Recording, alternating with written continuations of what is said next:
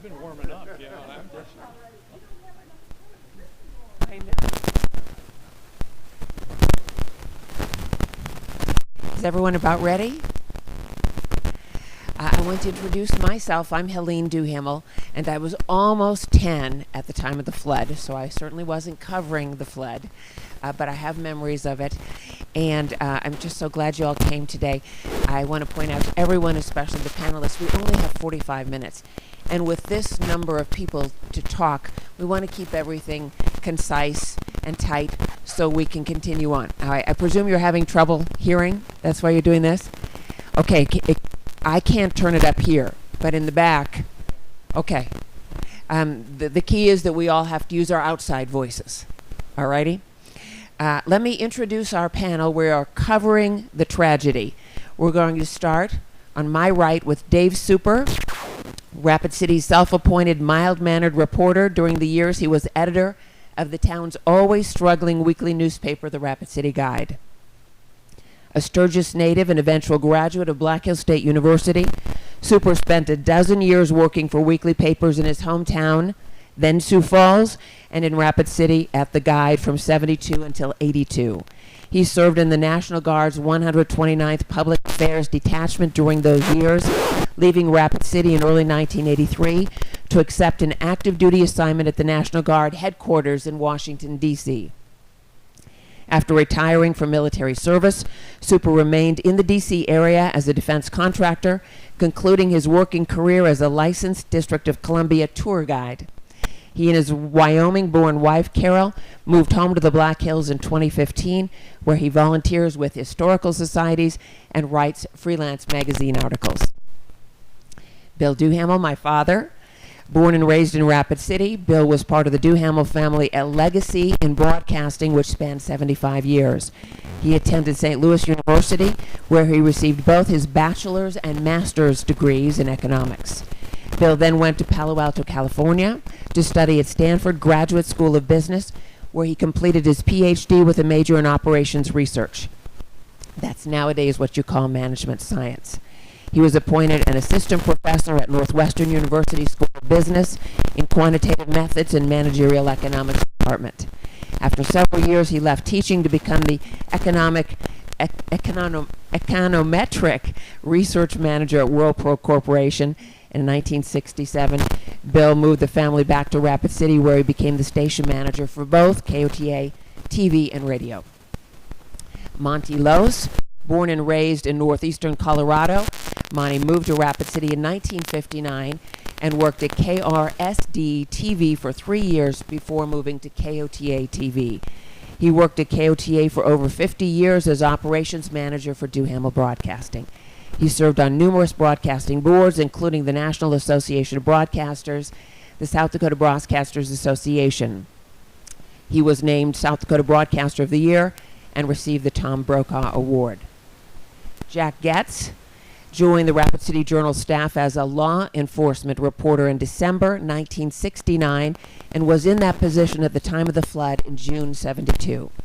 For 7 years, he would cover police, state, and local government, politics, and outdoor issues, and then served 4 years as the Journal's copy editor, 2 years as assistant news director, 1 year as news editor.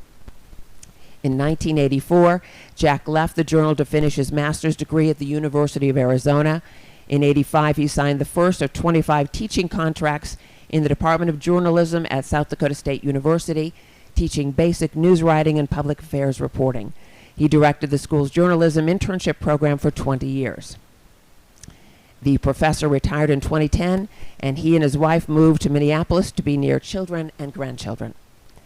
And Ned Leonard, way at the end, is a 1968 graduate of Rapid City High School. While pursuing a journalism and broadcasting degree at South Dakota State University, he worked summers at the Rapid City Journal, and in June of 72, he was interning at Rapid City Cable TV, Rapid Cable TV. When the flood knocked the cable off the air, Kim Radio detailed Ned to disaster response headquarters to convey official announcement over the next 11 days. He returned to Kim as news director in 1973 and was U.S. Bureau of Reclamation's public information officer for the Oahe Project, from 1974 until U.S. Senator George McGovern asked him to join his Washington, D.C. staff in 1977. In 1981, Ned began a 23-year career in senior management at Western Fuels Association, where he became Assistant General Manager for Communications and Advocacy. He joined the Center for Energy and Economic Development in 2005 as Assistant Vice President for Policy, and spent the last 5 years of his professional life as Vice President for Program Services at the American Coalition for Clean Coal Electricity. Okay. Long introductions, but let's keep moving here. I thought we should start just briefly, if everyone would tell us what they were doing the night of the flood, and then we'll start into the coverage. Well, I'm a Sturgis guy, and I was hired to be the replacement for Charles Donnelly. If older folks here in the room will remember the role that Mr. Donnelly had in journalism in Rapid City and in politics, when Charles Donnelly came to town and transformed the old Gate City Guide into the Rapid City Guide, he drew out his broadsword and went about for several years skewering Republicans. And it was, for him, I think, great fun and provided professional success one way or another. And well, Mr. Donnelly's string ran out. Morris Halleck, the publisher of the papers in Sturgis, bought the Rapid City Guide right before the flood and hired me to be the editor to replace Chuck Dunn. I was a 25-year-old kid. I had only voted in about 2 elections, and then I voted because somebody told me to, and the like. But nonetheless, I came to town as a National Guardsman, thinking I would do 2 weeks of National Guard duty, then I'd start my new job at the Rapid City Guide. So at the night of the flood, I was in Sturgis, my hometown, helping a group of guardsmen that had been sent up there with a commander who didn't know Sturgis. And the late Brigadier General Chris Meckling was down in the Operations Center and said, "Super, you know Sturgis. Get in with Captain Wheeler and take him to town." Because then, early in the evening, the emergency in Sturgis seemed to be almost as great as what evolved in Rapid City. That didn't happen, but the Guard was proactive and sent somebody up there. So that's where I was the night of the flood, and spent 2 hours trying to sleep in an old bed in my mom's house. You know, I was safe, but then came to town, and I'll just shout out for a minute. Members of my little National Guard unit, the 129th Public Affairs Detachment, took many of the photographs that you see in the displays that are around the city at the Journey and here and elsewhere. And we guardsmen are proud of that. That was an important thing for us. I'm Bill Duhamel, and I really don't want to take too much time because you can't hear me? Okay. Anyway, I don't want to take too much time because I have an interesting story to tell that I don't think has been told before. But the night of the flood, we were at the old Esquire Club, my wife and I, and it was raining, and there was a group of, it was called One Club, and there was a dance group and that, but I didn't dance very well. But anyway, we came down the hill about 9:30, and the water on Main Street was running over the bridge. You know, it was running through the slats. It wasn't over the bridge, but it was through there. And so those, and my wife said, we stopped and looked at it. And my wife said, "Do you think it's safe?" I said, "Oh, of course it's safe." I said, "There's a police car on the other side, and he doesn't have his light on. He's just sitting there observing." So I said, if it was worse, he'd have his light on. So I drove across, and we got down about where the blood bank used to be, and all of a sudden I noticed people stopped getting out of their cars, and only I hit my brakes, and there were no brakes. The brakes were wet. So I'm probably going 20 miles an hour, and I wasn't speeding. But I'm weaving between these cars that people are getting out of, and I got down to about 9th Street before I got out of the water. The water was still at West Boulevard in St. Joe, and then I made a right turn and And so that's what I was doing right there. There's a story that a couple, I remember there was at the same party behind me, they stopped at the gas station just when you crossed the bridge, and they didn't make it. The husband did, but the wife, they were both swept away, and he got caught up by somebody on a roof, but I can't remember the name. 50 years, names are getting a little fuzzy. I have trouble remembering Helene's name.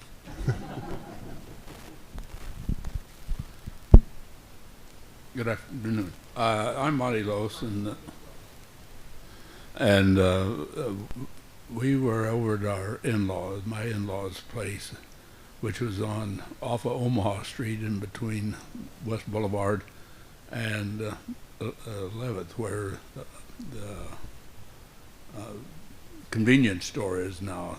There, about the area where you go into Founders Park, and we had a very interesting night when the floodwaters came into the house, filled the basement, and started coming into the kitchen area.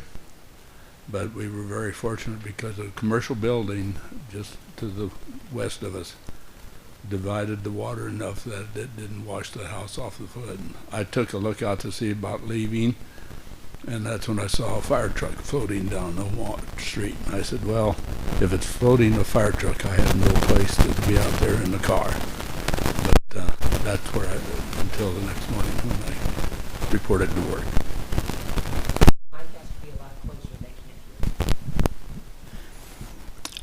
In 1969, there was a very exclusive club within the newsroom of the Rapid City Journal, which incidentally had about 3 times as many people as the Rapid City Journal does today. This exclusive club was called the 29 Club. It was 4 young men who were all within 5 months of the same age. They were all, naturally, 29 years old, and they were all friends. One of them was over at our house on 3rd Avenue that evening, and roughly at, I would say 8 o'clock or so, the phone rang, and it was another member of the 29 Club, and he suggested that we go west of town because he had heard there was high water in the High Sega area. And so he and the 4th member of the 29 Club came over to my house, and we got in 2 pickup trucks. It was Don Polovich and Jerry Mashik in the first truck, and Ron Bender and myself in the second truck.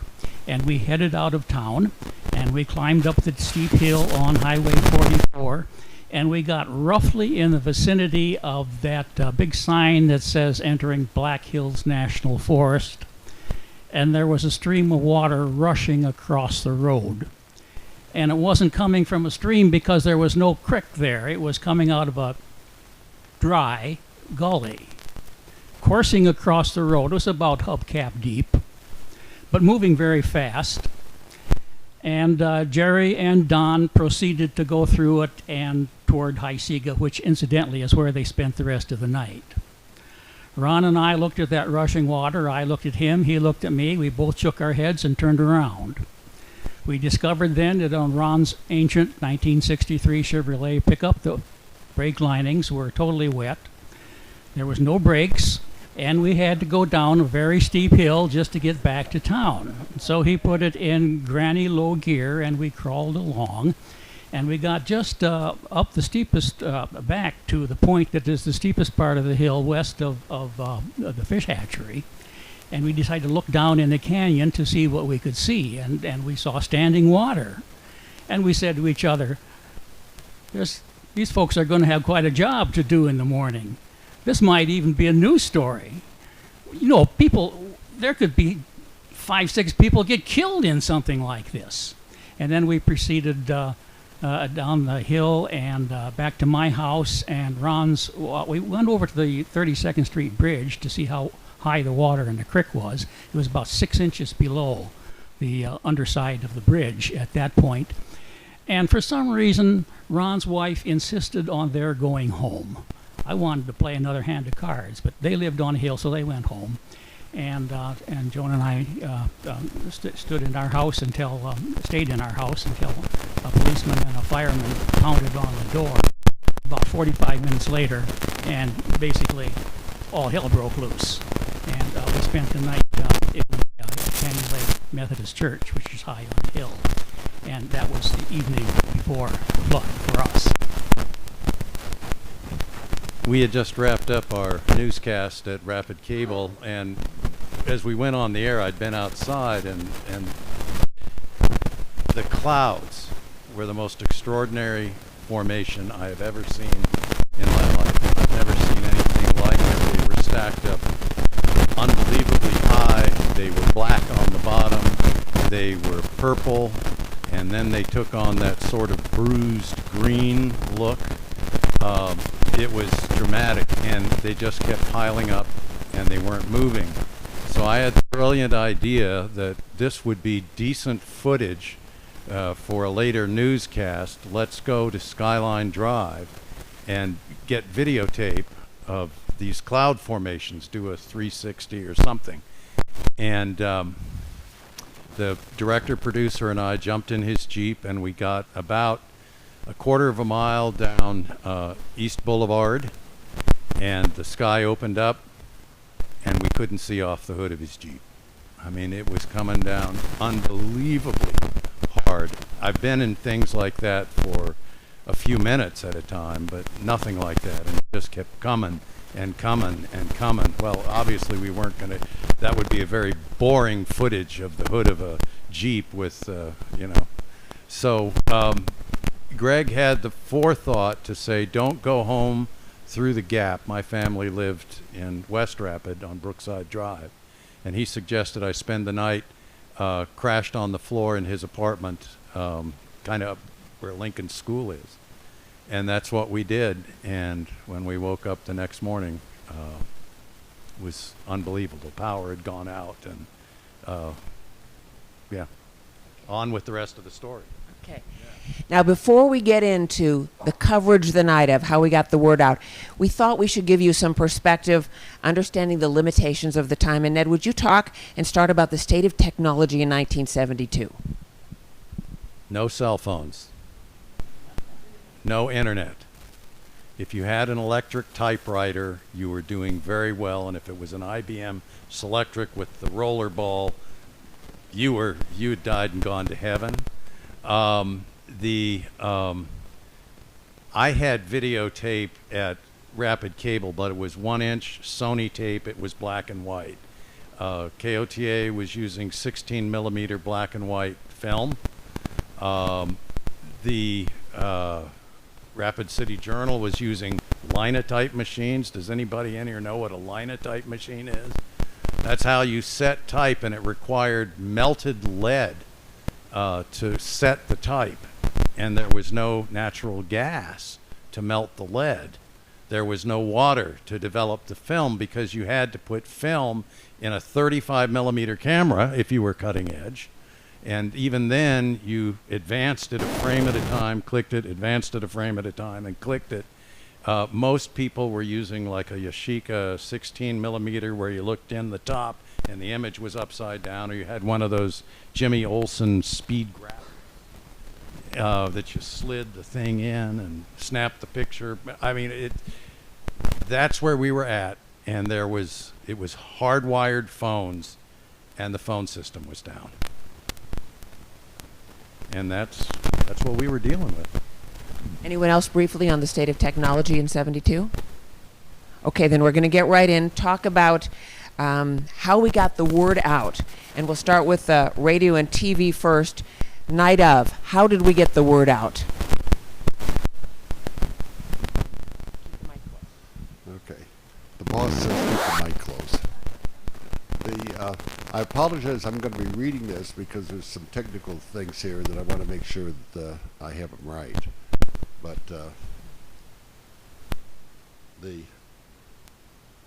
the first thing we got to do is start with the idea of what people 50 years ago thought a flood was. I thought a flood was high water, and if it got too high, you just waded out of it. You know, people did not have the concept of a flash flood full of debris moving 45, 50 miles an hour down the stream. I mean, what we thought a flood was not what actually happened. And nobody in the city, the county, any government, or the media expected what actually occurred that night. And as naive as I was, I had no idea that cars could float. I just thought cars sunk in water. So we weren't prepared. In looking at the records, KOTA, Monty and I and 2 others are the only 4 people that were working at KOTA back 50 years ago. Still alive, I mean. In the pension plan, we had about 60 people, and they're all gone except for 4 of us.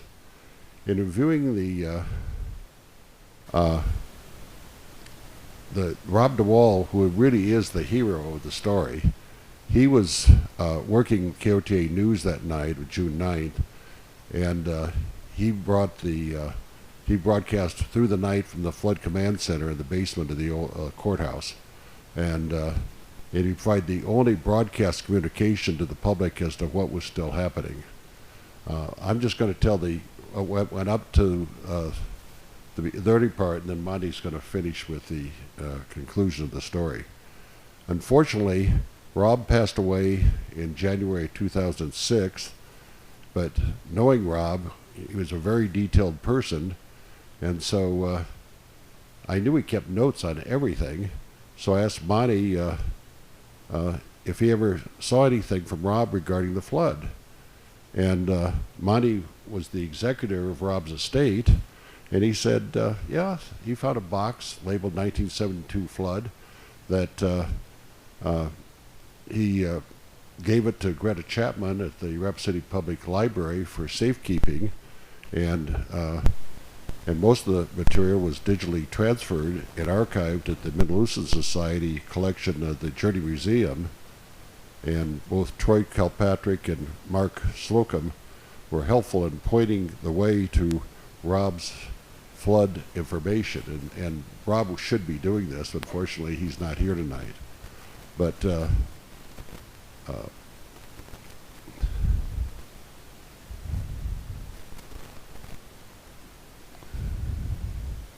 some people blamed KOTA for not issuing earlier flood warnings and evacuation notices, and that's one of the things I wanted to talk to today, because we were part of the problem, and in a recorded follow-up that Mayor Don Burnett did with Rob DeWall after the flood, and Rob, immediately after the flood, we were just swamped. That was the summer that never was. I mean, we were just the whole summer working, but in early September, he went around and talked to the key players and recorded interviews with them, and the interview with Mayor Burnett, the evening of the flood, he'd played a golf game down at the Valley High Country Club around 5 o'clock, where he was very proud that he shot 48. I think Wes Storm was with him at the game.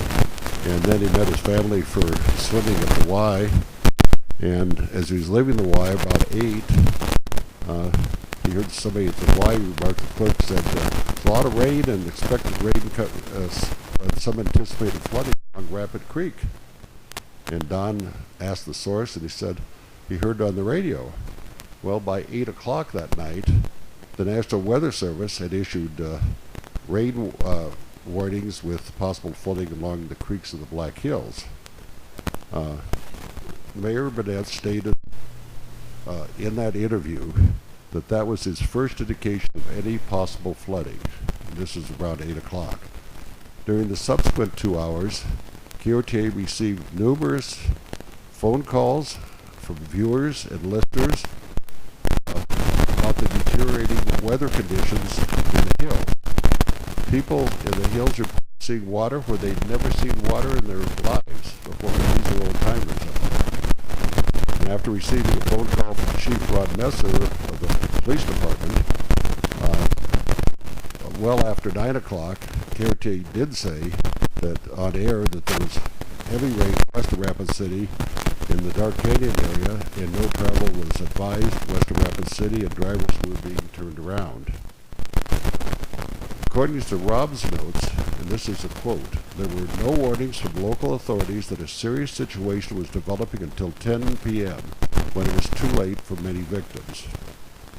Rob believed that the either a complete lack of civil defense planning or a breakdown in communications between the local authorities and the broadcast news media regarding warnings and information. Jim Neal, the KOTA news director at the time, who was on the television, and Rob was covering news and also doing some radio work, stated that KOTA News went as far as it could on the air because they had not received any official warning or declaration from any governmental source other than the weather statement from the National Weather Service. Jim did not feel that KOTA could unilaterally issue an evacuation notice or decree. Mayor Burnett confirmed in his interview with Rob that no official warnings were issued by the city government during this critical 2-hour period between 8 and 10 o'clock. The mayor noted that around 9 o'clock the water was actually dropping around Canyon Lake, and he received some report that Haisiga that the water was going down. I have a theory about what was going on, but that's beside the point here at the moment. At nearly 10 o'clock, the mayor received a report that there was a cardiac case near the dog track, and the flooding of the Box Elder Creek bridges was hampering rescue efforts, and Don put out a call for a volunteer boat to get to the scene. And Don said he had not received any reports of problems upstream on Rapid Creek. Well, about 10:10, according to the mayor, that was his time, with conditions continuing to deteriorate, he went to the Canyon Lake liquor store up on Canyon Lake Drive to call KOTA because his two-way radio was not connected to the media, so he needed to use landlines to communicate. And then he was going to order an official evacuation notice along Rapid Creek. Don did not recognize the voice of the person answering the KOTA phone and subsequently thought it sounded like a disc jockey who did not get his evacuation notice. I found Rob's notes of follow-up discussion with Jim Salo, who is an airman at Ellsworth, but also was a part-time nighttime announcer on KOTA, and he was on that night till 10 o'clock, and then at 10 o'clock, another announcer, Pat Denke, came in and relieved him, and I think he had to get back to the base. He was in the barracks out there, and so he left at around 10 o'clock. He was up on I-90, so he crossed the creek at 10 o'clock, and he was listening to the radio, and he heard the word evacuate for the first time of the night. He said he had never received it up to 10 o'clock, but he heard it was up on I-90 going back to the base. When he heard it, he turned around and helped with the rescue operations the remainder of the night, and I believe that he received some kind of a commendation from Ellsworth for his work that night, saving people. A few minutes later, Mayor Burnett called back to KOTA and talked directly to Rob DeWall. The mayor then issued the official flood evacuation at about, Rob's notes said it was about 10:35, according to, Jim Neal. Rob took it down, gave it to Jim Neal on the air where Jim read it, and then he read it on KOTA radio, and we have the tape recording of some of this. But any citizens living on properties abutting Rapid Creek should leave their properties immediately. The situation is going to get a lot worse before it gets better. Afterwards, Rob broadcast that KOTA radio would remain on the air as necessary. In those days, we signed off at midnight. However, the floating houses and debris in the creek took down many of the power and phone poles, and I saw a report from Black Hills Power and Light that after 11 o'clock, 93% of the power in Rapid City was off. That there's only 7%. And also the report went on to say that within 51 minutes, they'd returned 50% of the power to the city. Now obviously they couldn't return the flood, they couldn't return it where it was. They resectionalized, and so it's there. But unfortunately, that took both KOTA radio and TV off because we were downtown and we had no power. And as they say, Monte Loos will tell us the rest of the story. Picking it up there after we lost power around 10:45, the radio transmitter out on Highway 79 was still up on the air, but there was no way of getting any information to it because it was an unattended facility. And Bob Laskowski, and a radio engineer of Art Exie, went to the KOTA radio transmitter site.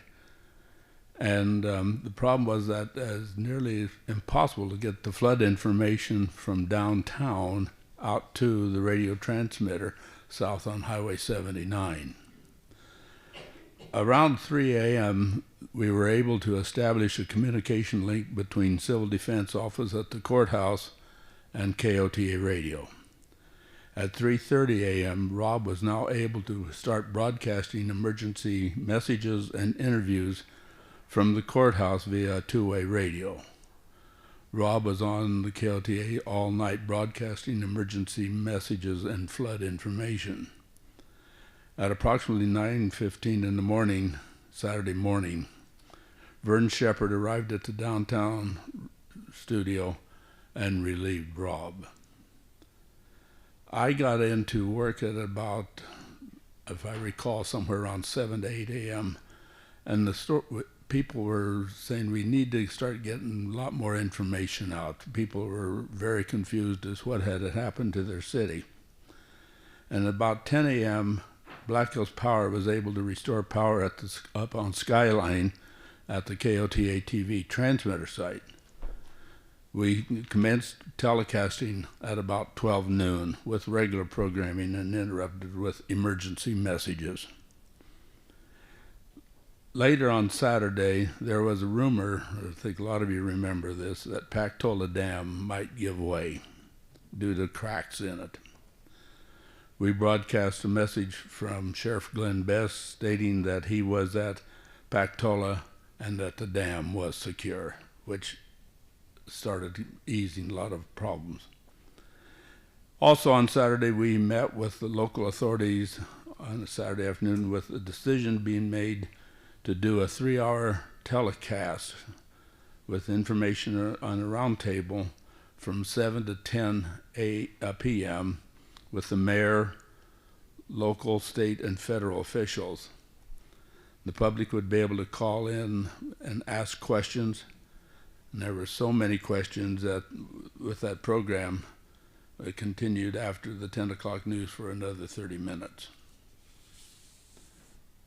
One of the things that also the manpower-wise, we were stretched pretty thin, but some of the reasons why was ABC, CBS, and NBC arrived in Rapid City with their news departments late Saturday. And we had the only TV capabilities where we could send news stories back to New York for airing within the network news programs. And we did that then for the next 9 days. And a lot of times people said, well, you didn't have a lot of footage about this tragedy going on. And as Ned spoke, we had 16 millimeter. We could either do color or black and white. But when that footage was shot during the night, of course it was dark and didn't have a lot of light.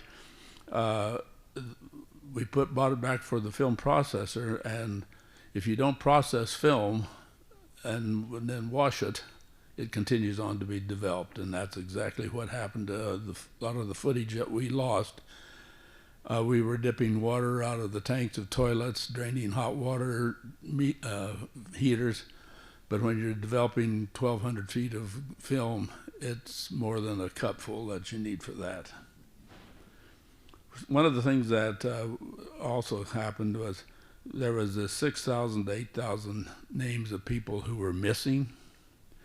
We got from Civil Defense, and then we were trying to get that list correct. So in order to, we read those names either on radio or television, and if you heard your name or knew of somebody that you'd talked to or seen, you called in to this number, and we'd take your name off to bring that list way down. I read that over and over, and it was down to about 1,200, you know, and scratching names off. And You're gonna have to use the microphone. okay, and reading the names and scratching off. And I know one time I was reading somebody's name. I said, well, I saw him at Telly's yesterday. This went on for several days, and we got that number down. You know, fairly rapidly. People were calling in looking for relatives. You know, and the phones. The story was that the phones didn't work. The phones did work, but it took you sometimes 10 minutes to get a dial tone. That was the real problem there. So the thing that I'd like to bring out at this point, basic technology advances have changed broadcast capabilities greatly. And after the flood, not immediately after the flood, but time after the flood, the FCC and Homeland Security required each state to develop a new policy for emergency alert messages. We used to have what was called EBS, and they were now, which came after Conrad. Then as we started getting closer to digital television, they wanted to digitize system, and it became emergency alert system, which you now see today. And each state was responsible for doing this. And we wrote the new one for them, and it was adopted in December of 2016 and revised in October of 2018. And this gives the authority for the ability for broadcast critical information directly from the Weather Bureau and or local authorities. So thus the information could be broadcast immediately without having to go through a lot of chain of command like we had in the beginning. And anything else, or can we keep her going? Okay, and the primary, we have primary stations for each market area. Okay, now let's talk about print from that perspective, how we were able to cover the story and when that started, when you had the first newspaper.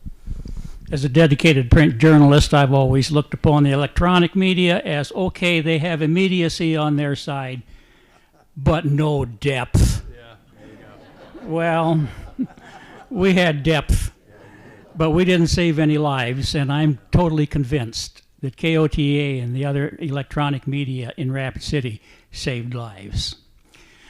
The Journal at the time was a 7-day daily with an afternoon paper 6 days a week and a morning paper on Sundays.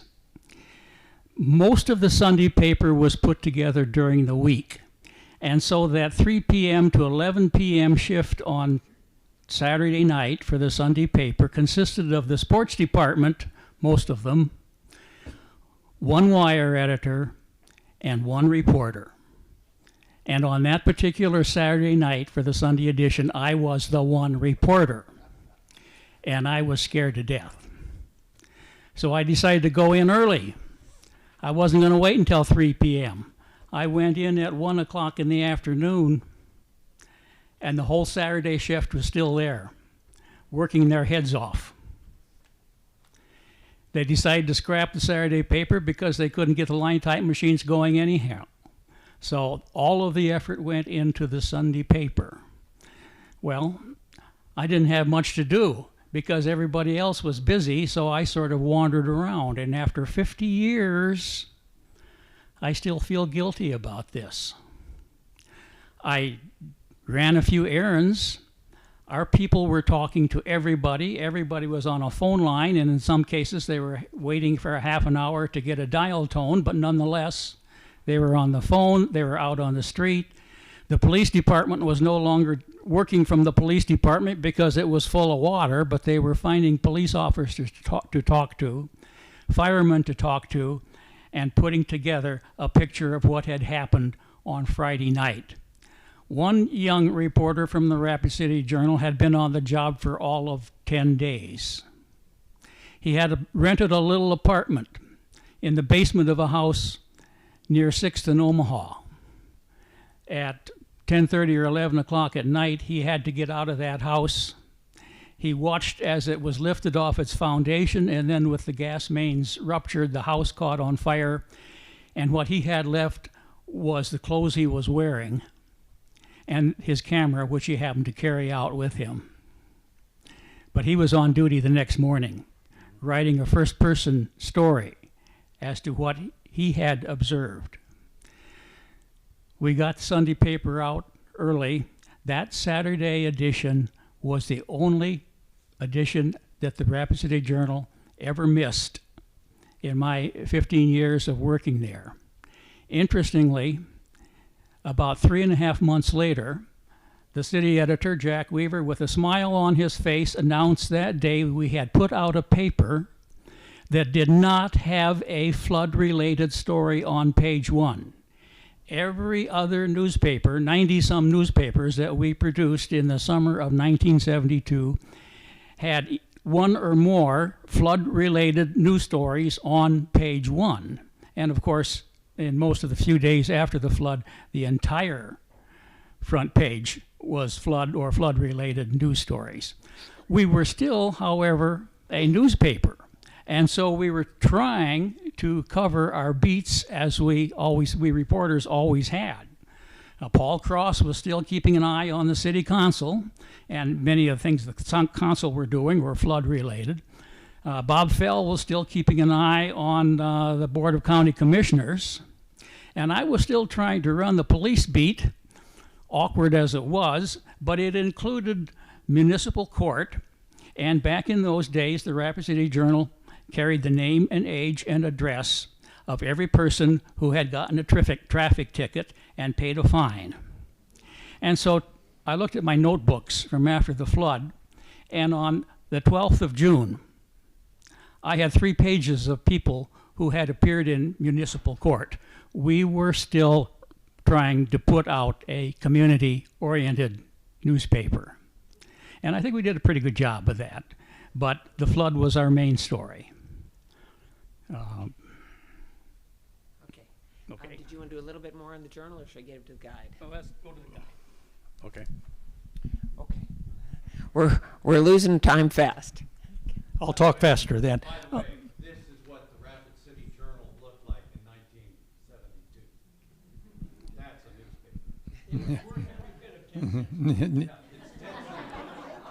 newspaper. And our paper was free, so read as much into that as you wish. So, if the next slide, please. On the 8th of June, Thursday, the paper published as normal, with a new publisher at the helm of the paper. Charles Donnelly was out of the picture.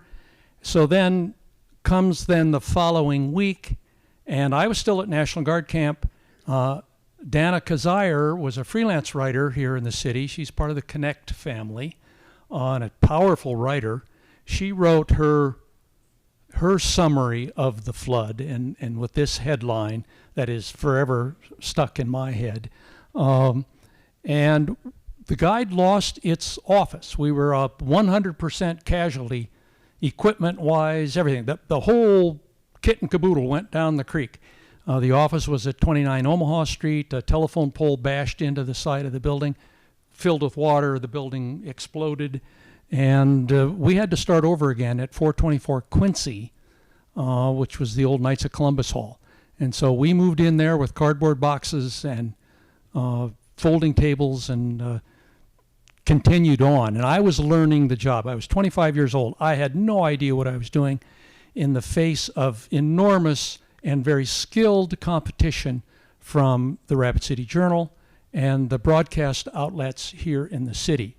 We were still competitors, all of us, stations and the like. And so the scoop, getting the story first, doing as comprehensive a job as possible with an enormous story that attracted international attention.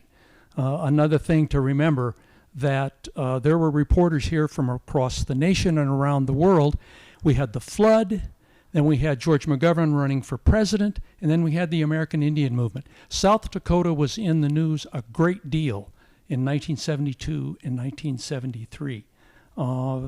That was, it put us on the map in some respects. Still confused with North Dakota, but you know that, we all know how that goes. The next slide, please. For us at the Guide, and I was pretty much a one-person news team, it was tough going up against Jack Getz and Don Polovich and Ron Bender and the rest of the fine reporters at that paper. So we scratched around the edges looking for stories to tell that either hadn't been told in the journal, or sometimes we had to put old wine in a new bottle and make a story out of something that had already been quite extensively covered. It was a real education for me, certainly, and our readers stuck with us, I guess, to a lesser or greater degree. Final slide. I'll confess, certainly, that we didn't always get it right. And that's something we struggle with today in the 21st century, with the cursed fake news label that's been put on too much. And the people who speak of fake news, I have nothing good to say about, and I'll stop with that. But as a newspaper journalist, photographer, trying to find my way in the city, getting things right was a never-ending challenge. And I found this picture from the Guide archives just as an example. Harry Harden, and I misspelled his name in the paper, is the only man in the Black Hills who lost his ass in the flood. Those of you who remember Harry, he was one of the fixtures on the main street of Keystone with his burro. And there were 3 of them, I've come to learn from a man named Al Freiberg, a school of mines graduate who lives in Alabama now, who told me there was Sugar Babe, Sunshine, and a third burro, Sweet Pea, and Sunshine died in the flood. And that was Harry's meal ticket. And so some quick negotiations were done with the state government. And Harry got to go down to Custer Park and pick out another one from the begging burro herd. And so he was instantly healed, in a manner of speaking, with the flood. But anyway, Harry also had a Cocker Spaniel dog, and the donkey and the dog would do tricks, kind of a circus act on Main Street in Keystone.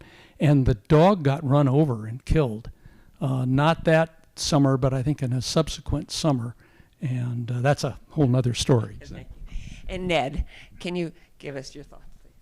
We're running out of time. Yeah, I know. It's time. I think what I want to tell you is this. I was a month shy of being 22 years old. I'd been doing rock and roll shows in Brookings, South Dakota on a commercial studio or station.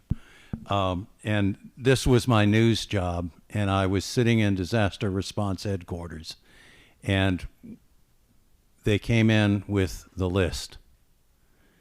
And it had been eagerly anticipated not only by radio, television, and newspaper, but by the people in the community, who is officially gone.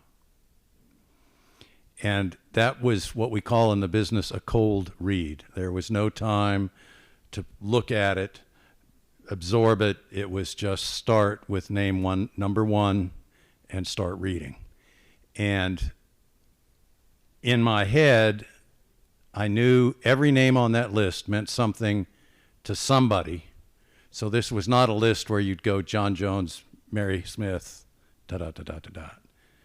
On the other hand, there were well over 100 names. So you can't go John Smith, bong.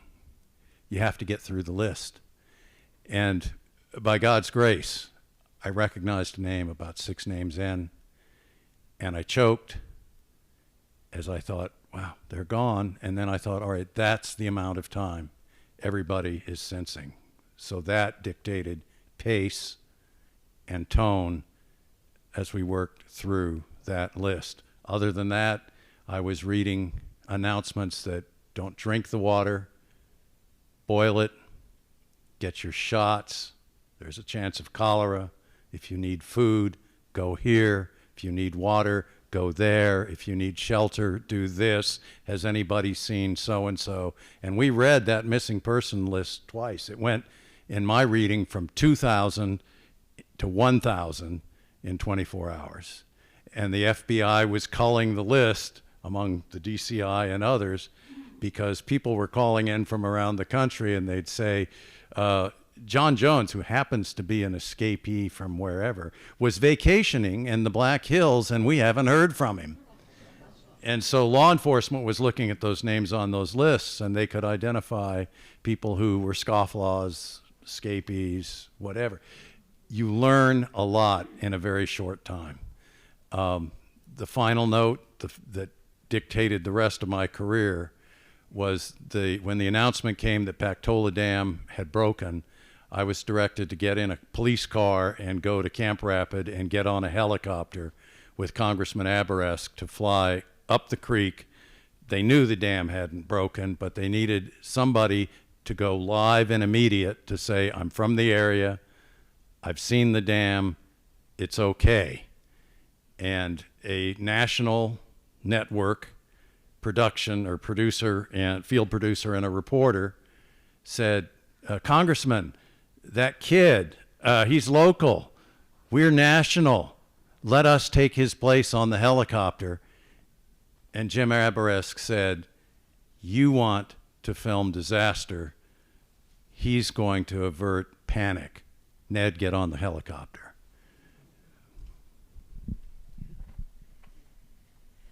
Covering the tragedy. We're out of time. This panel starts again in 10 minutes. So if the same people stay, we'll continue on from here and take questions from you.